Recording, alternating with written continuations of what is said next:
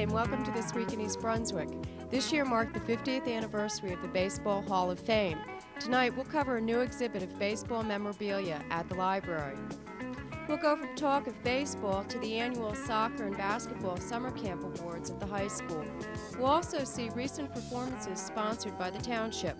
We'll hear the Solid Brass Band in concert at the community beach. And we'll see the story of the boy who wouldn't grow up, Peter Pan, at Aldersgate Methodist Church. This week, in celebration of the Year of the Young Reader, Ttt Pechar presents Teens Talking Titles. And Pegi Ballister House shows how to construct another sort of composting container. All this and more tonight on This Week in East Brunswick. But first, here's a look at Channel 8 programming next week. Monday morning at 10, Lenore Kulik shows how to improve stamina with aerobics. At 10:30, it's stories from the library for preschoolers.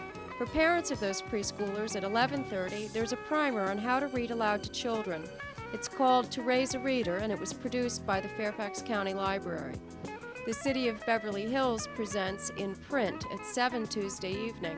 And at 7:30 on Sports Talk, John Magliaro interviews Joan Mellon, author of Bob Knight, His Own Man. Elliot and Michael Taubenslag's play How I Survived High School follows Tuesday night at 8. Last March, Dolly Basta visited world-renowned sculptor George Siegel in his South Brunswick studio. The show, The World of George Siegel, won an honorable mention in this year's Newark Media Works Festival. Don't miss it Wednesday night at 7:30. At 8, the arts focuses on set design at the Plays in the Park with Vern Smith. Vern details the challenges and rewards of set design at this popular summer theater during their recent production of Damn Yankees. Taped on location, the show brings viewers behind the scenes for insights into the conceptual skills and technical work required to mount a successful production. The process of set design is followed from the original concepts and dimensional models to the construction, paintings, and decoration of the actual stage sets. This Week in East Brunswick returns at 7 and 8 p.m. Thursday, and at 7:30, Sandra Landman, host of EB People, interviews local historians William Kramer and Richard Walling. Tune to Channel 8 Monday night at 8 for a live cablecast of the scheduled Township Council meeting. The meeting will be shown in its entirety from the library.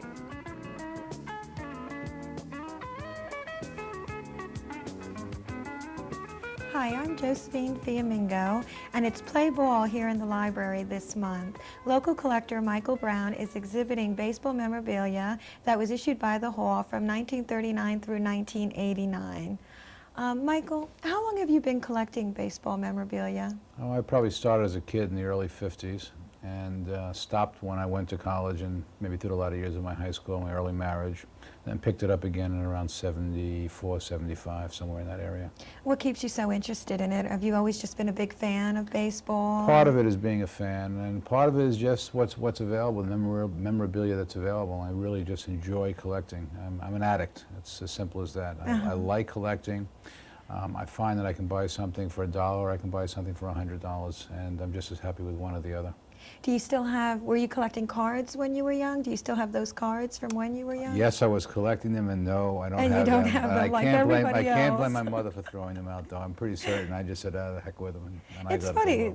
It's that way for most people today, you know, that started collecting cards when they were younger, and then for some reason they were thrown out or whatever, and then got back into it and became fanatics and addicts and all of that. There are just thousands and thousands of people out there now that are obviously collecting cards, and then I meet, being somewhat more older than the average 13 to 15-year-old, I get to meet some of the adults who kept their collections as kids and have absolutely fabulous collections of really old stuff from the turn of the century on through the 40s and 50s. Mm-hmm.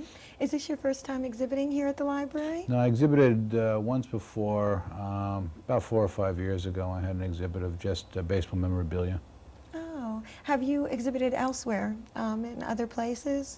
I haven't exhibited elsewhere, but I do. I have a presentation, a media presentation, multimedia presentation, which I give on occasion to youngsters and youth groups, which is a slide presentation with music about baseball. I collect baseball music and baseball memorabilia and baseball sheet music. I see. And I know in your display that you have around 30 autographed baseballs and you have miniature baseball bats honoring some of the Hall of Famers such as Lou Gehrig and Babe Ruth. Can you tell us about your display and some of the items that you have in there? I try to break the display up into two parts. You have three display cases here. So I used the center display for stuff that was issued, memorabilia that was issued by the Hall of Fame through the years. There is in fact I brought it here, there's a letter opener which was issued in 1939, and then there's another letter opener in the front there which was issued in 1989 by the Hall.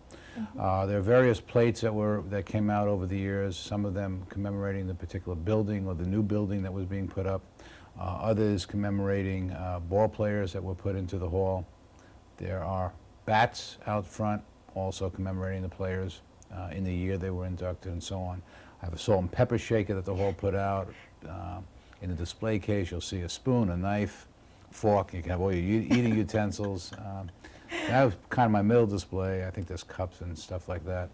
Then the two outer displays, I tried to represent as many of the Hall of Famers as I could. There's 204 men in the Hall of Fame right now, including umpires and players and managers and management. And what I try to do is represent as many of them as I could through sign balls. As you said, there were about 30 of them. A couple of cards that I have out there, some plates, statues, a lot of statues and figures, a couple of records, some sheet music, some games, almost as many kinds of memorabilia as I could represent, as well as many ball players as I could represent.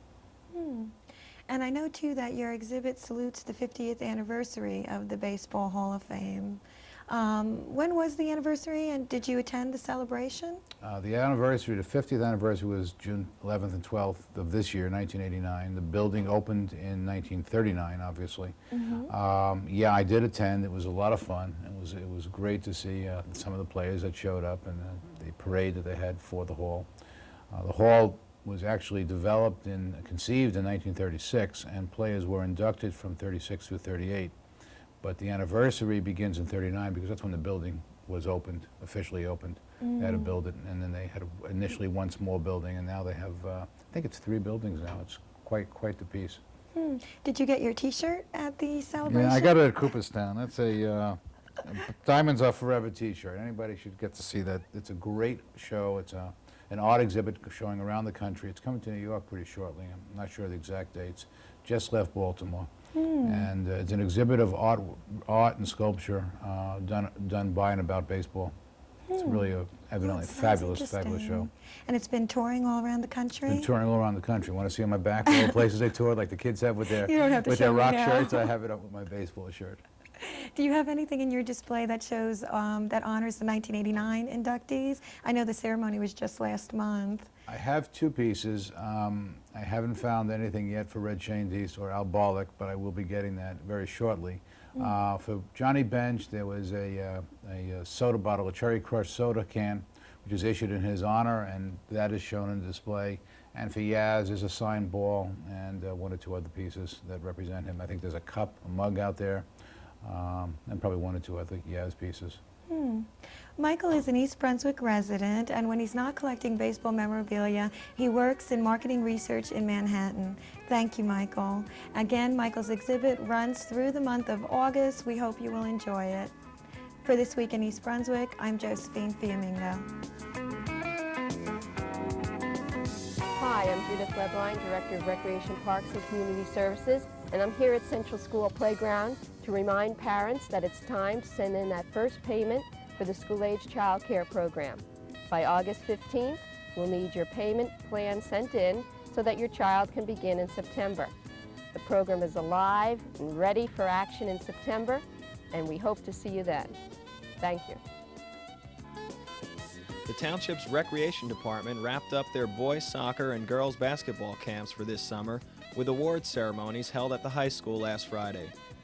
The boys soccer camp, headed by varsity soccer coach Dan Haston, gave out awards to team members for Best Dribbler, Mr. Hustle, Best Juggler, Best Goalie, and a Coach's Award, and awards for 1-on-1 and 2-on-2 and dribble and shoot contests.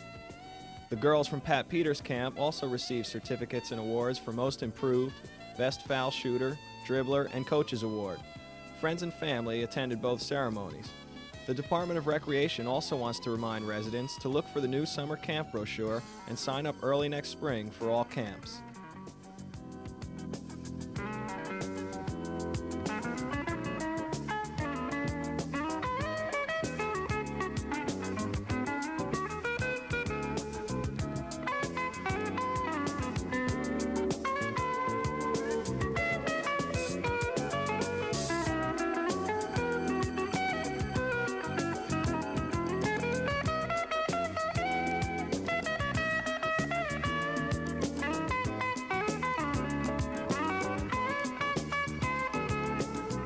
Hi, I'm Peggy Howells, and we're here in my backyard in the compost corner. You see over here on my left, we have the super deluxe model that we talked about earlier this season, but over here we have the newest version of how to compost in the backyard. This unit completely comes apart. It's 6 sides, all the same, and one of the advantages of that is that it can be disassembled and stored, or disassembled and very easily moved from one part of the yard to another. That's a big advantage if you have a very large yard and you want to compost, say, in the back corner where you've been mowing the grass, or compost by the vegetable garden. Now, it takes a little planning and a little knowledge to build this. It's not very difficult, but I did have my very best carpenter put this together for me. Rich also built the other compost unit, and he just put this one together for me today. Now, was it very tricky, Rich? Not very. The most difficult part was cutting the wood.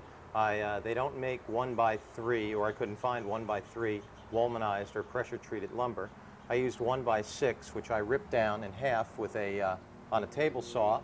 I mitered all the corners, as you can see on this side, attached them with flat corner braces, galvanized and rust-resistant. On the inside, I stapled 1-inch chicken wire, and just to get a little fancy on the rough edges, I ripped off a little extra woolmanized lumber off the edges when I ripped it down, and used those as strips just so you don't have sharp edges sticking out. I then used safety hooks to hold the whole unit together. Now, the hooks themselves are on the side pieces, and the eyes are on the other 4, the top, bottom, front, and back. The top, bottom, front, and back are interchangeable. I put all the eyes and hooks at the same spot in each case. So it should all be interchangeable, at least in theory. How long did it take you to make it? Totally about 4 hours.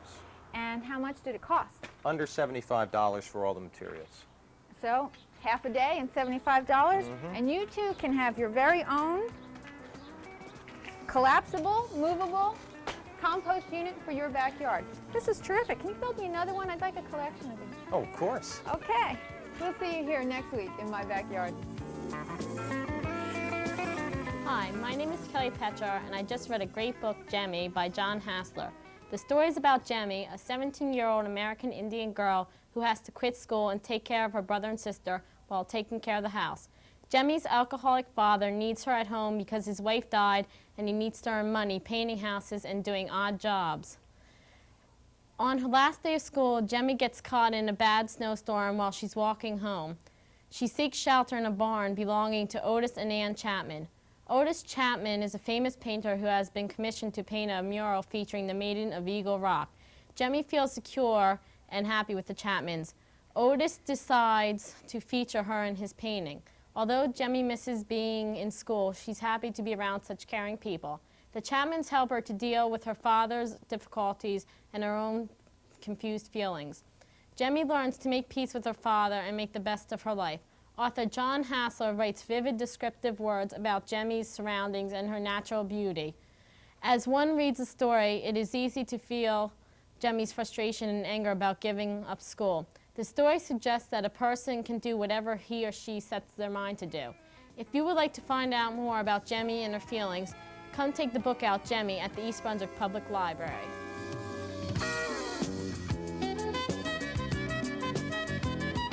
Welcome. I'm Doug Halvorsen, Director of Consultation and Education at the Middlesex County Mental Health Clinic. With me today is Lynn Adler, Administrative Assistant to the Middlesex County Manager of the Division of Youth and Family Service, also known as DIFAS. Lynn, thank you for being here today. Thank you. Lynn, what is DYFS and what does it do for the residents of East Brunswick? Okay, to begin with, the Division of Youth and Family Services is the state's social service agency for children and family. The Division of Youth and Family Services, known as DYFS, is mandated by law to investigate every allegation of child physical and sexual abuse, abandonment, and neglect. In Middlesex County, there are 3 district offices whose function is to investigate child abuse and neglect, as well as reports of domestic violence in which there are children residing in the home. The offices are located in Edison, Perth Amboy, and East Brunswick. The East Brunswick office covers the southern part of the county and runs from East Brunswick and Parlin to the borders of Monmouth, Mercer, and Somerset County. The division investigates all allegations of abuse and neglect by seeing and speaking with the children and the family. Collateral calls are also made to assist in the investigation.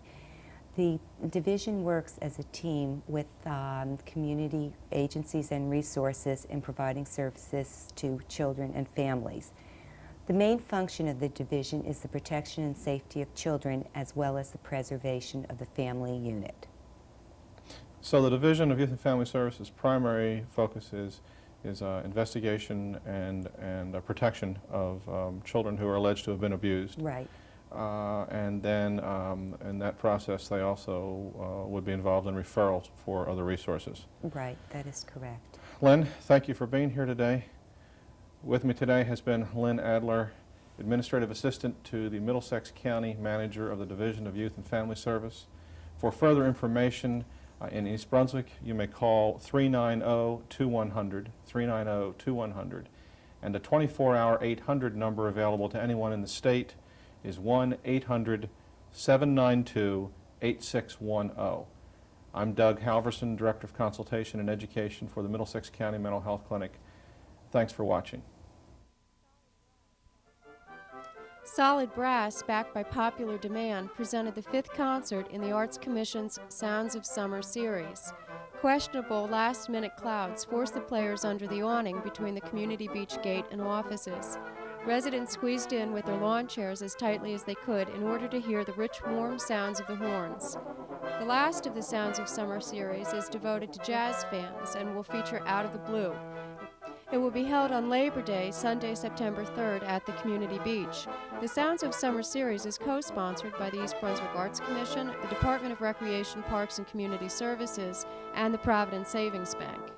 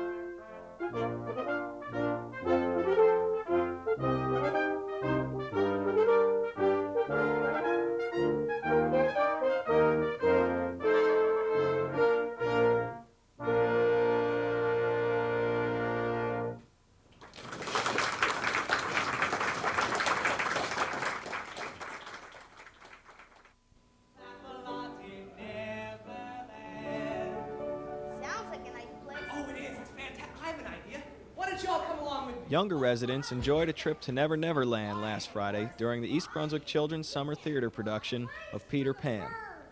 Next Friday's performance of Beauty and the Beast concludes the 89th season. Admission is $1 for children, $1.25 for adults. The curtain goes up at 11 a.m. Friday morning at Aldersgate Methodist Church on Riders Lane, across from the Municipal Building. That's all for this week. Join us next week for a walk through the 51st Middlesex County Fair.